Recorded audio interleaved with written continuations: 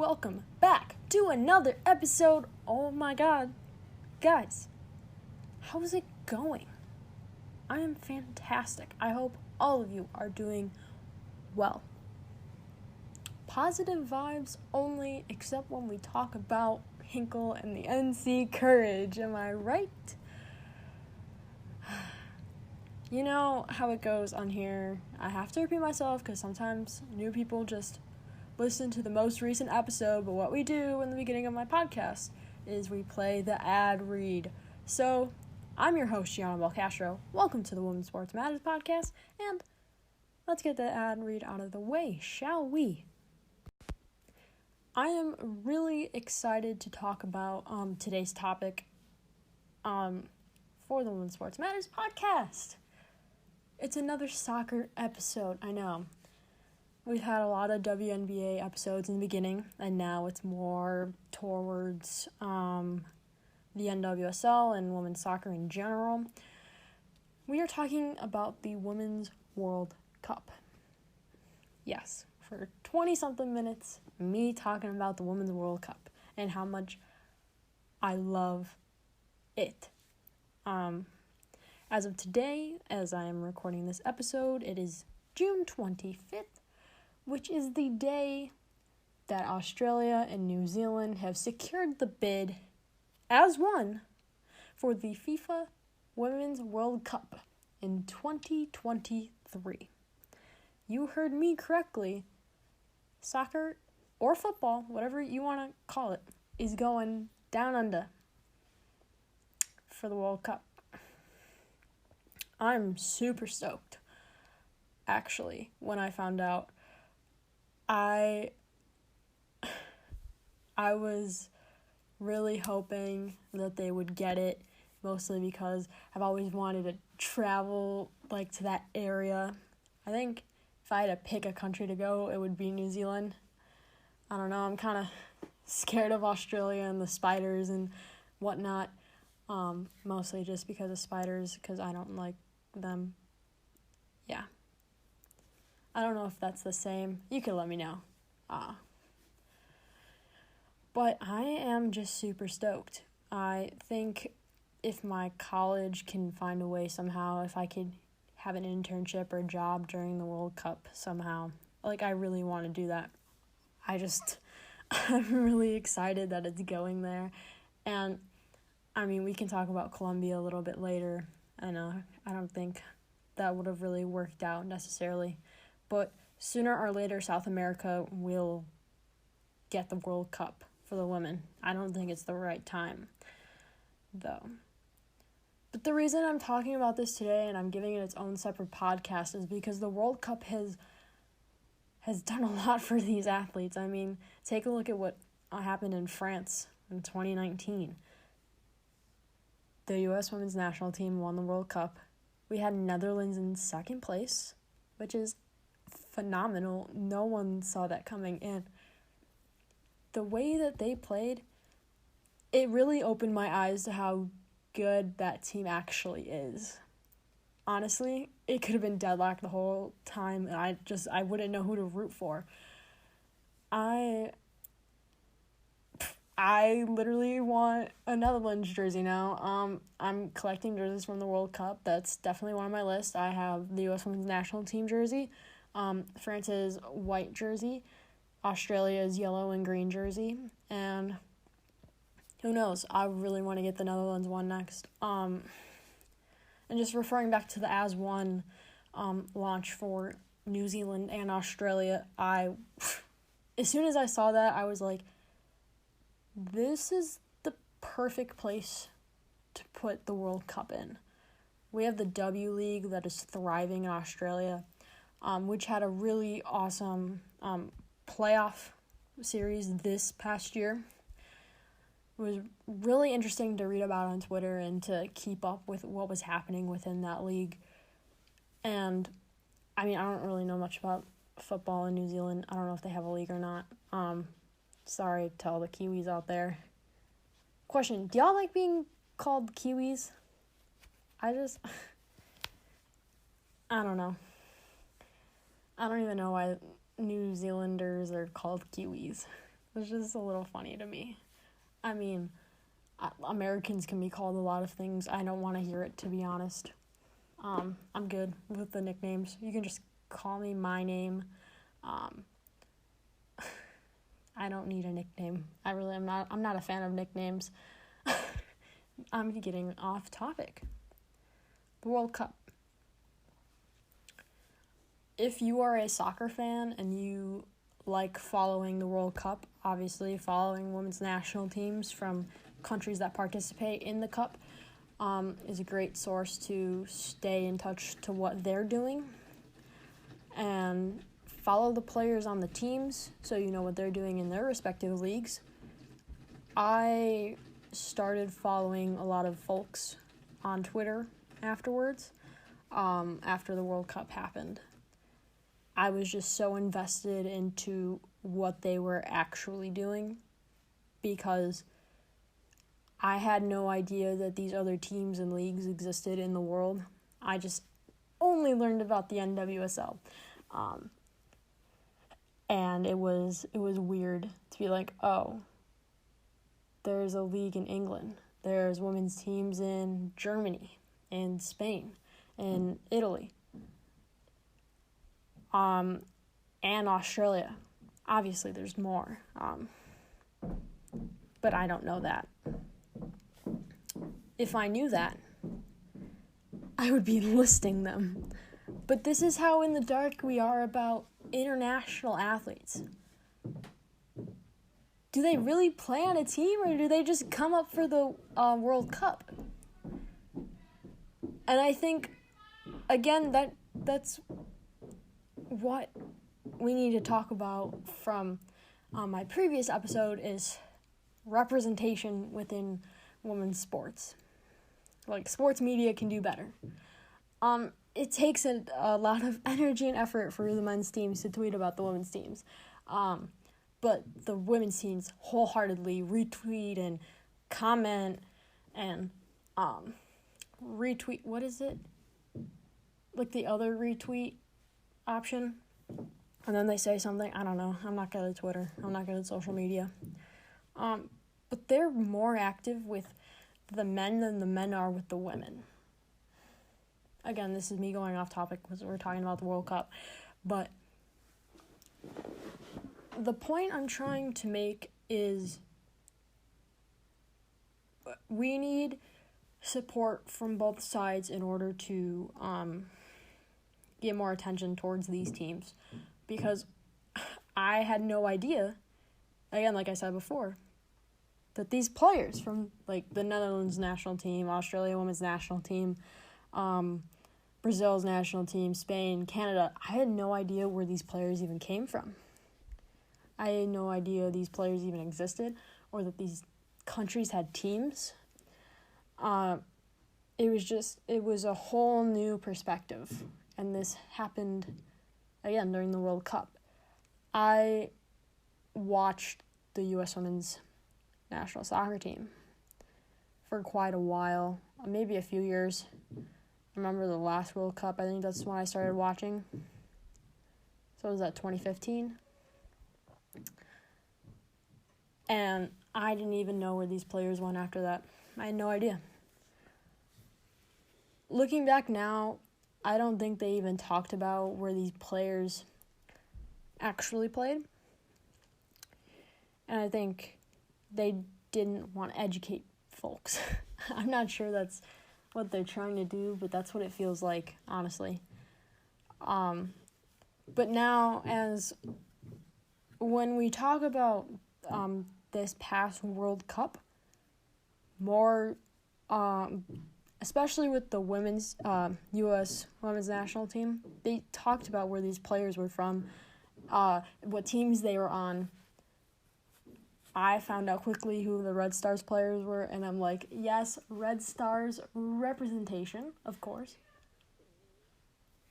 So,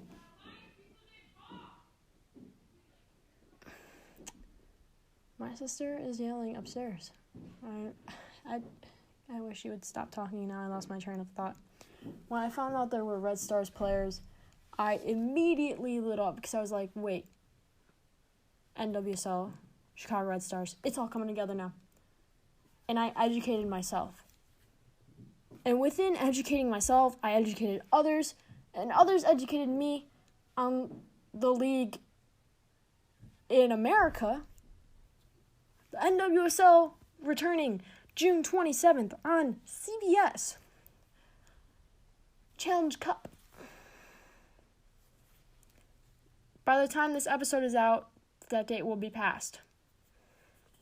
But still, just watch the games.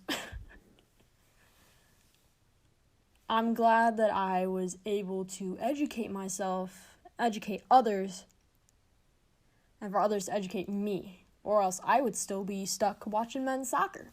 And don't get me wrong, I am a full-on Chelsea fan. I love Borussia Dortmund. I watch the Chicago Fire. They're all amazing teams to watch. Chicago Fire, But I mean, I watch those teams. I'm educated on that enough. And I think for them not to promote the teams that are by them, or if they have a women's team, is sad. If you remember, now that Chicago Fire FC play at Soldier Field, that means Bridgeview, where SeatGeek Stadium is now the official home of the Chicago Red Stars, and the Chicago Red Stars only. When the Red Stars played games last year and in years past, you want to know what was hanging up in that stadium? It was all Chicago Fire stuff. The logos were everywhere. There was no recognition of the Chicago Red Stars unless you were looking at the screens. You know how sad that is? You're sharing a stadium where fans come out to both teams to watch them play, and yet lack of representation within your own stadium. Now, I hope that obviously SeatGeek Stadium gets renovated and gets decorated because the Fire have moved out. And again, I know I'm going off topic here. I'll go back to the World Cup in a second. But it's kind of sad when you're a player playing in your home stadium and you're not seeing anything related to what is on the uniform that you are wearing. Now, that's enough of that tangent. Going back to the World Cup. Colombia really wanted the ability to host the World Cup. And I read on Twitter, of course, where I get my news, soccer news, is that the person or the people in charge of UEFA said that the Women's World Cup was a developmental tournament, and that's why Colombia should host it. We have the world's best women's soccer players playing in this tournament. We've got Alex Morgan, Marta, Christine Sinclair, Sam Kerr, Megan Rapinoe. I can go on and on. I could list every single U.S. women's national team player. Is it that hard to recognize that there's such star power within this World Cup? And especially coming up, like the Olympics, for example, the teams that made it, there is so many amazing players. I could go on and on. The thing is, I don't think it's fair to say that. It's not developmental. That's what the U.S. Men's national soccer team is. They're a developmental team because they can't even qualify for a World Cup. Although I do believe that they're making a bid with Mexico and Canada to host the 2026 World Cup. If they get it, congrats. Actually, I have no idea if research time when I finally bring my computer instead of going on my phone. Yes, you're going to hear clicking noises because I'm on my laptop. Did they secure?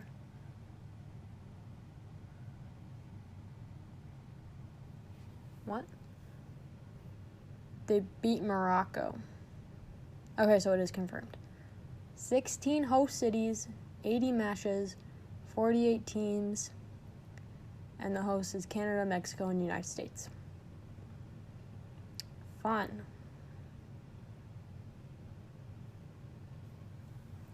Why are the men's decided far in advance versus the women's?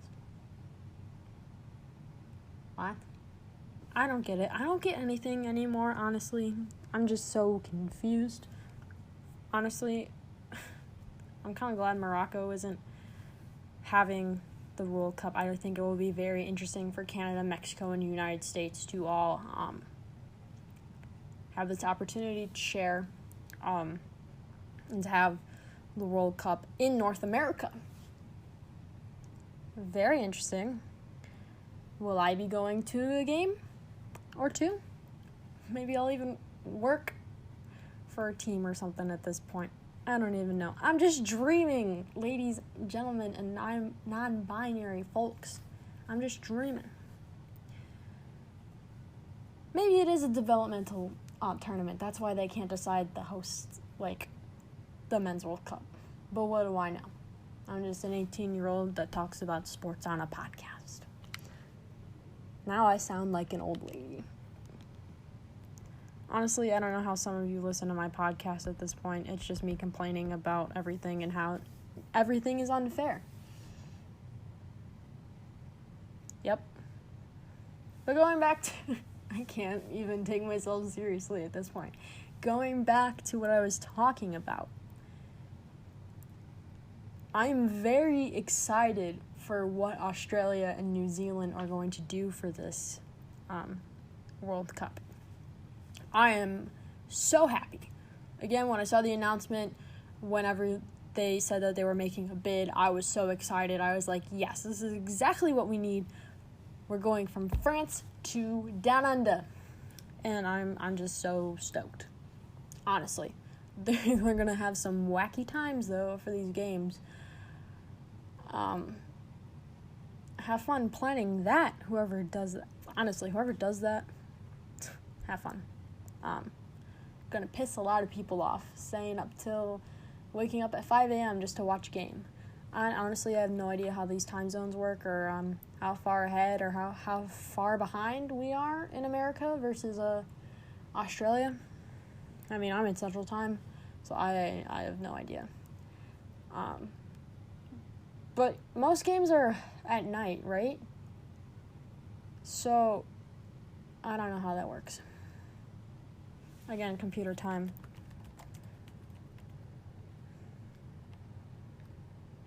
Let's just look up city. I wonder, we'll do Sydney. So currently it is 4:03 p.m. in Chicago, and it is 7:03 a.m. in Sydney, Australia. Okay.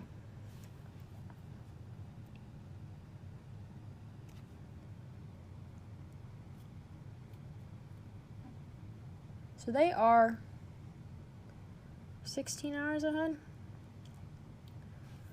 So that's going to be wacky times. If it was in Colombia, that would be a different story with all the time differences.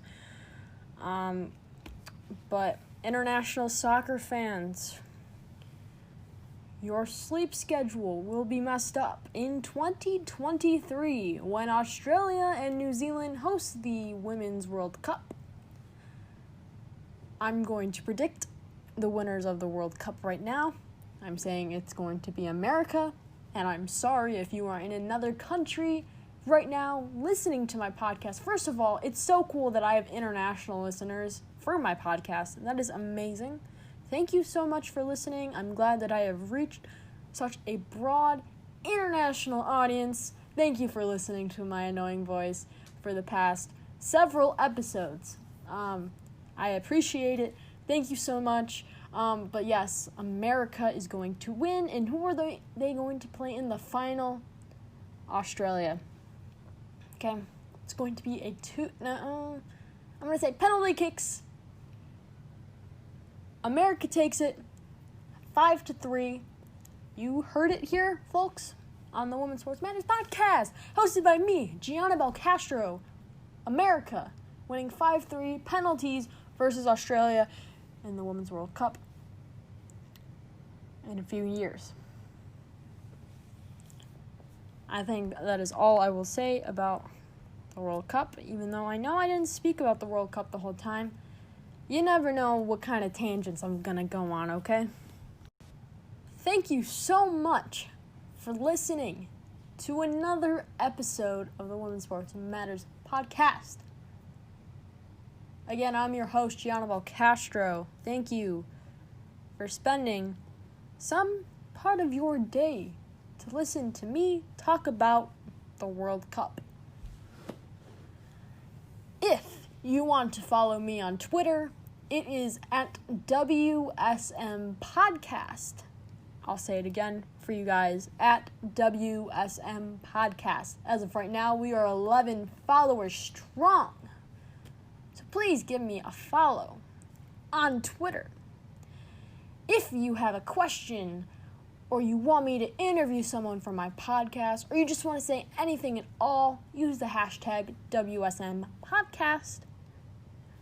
I look at those daily. There's nothing there.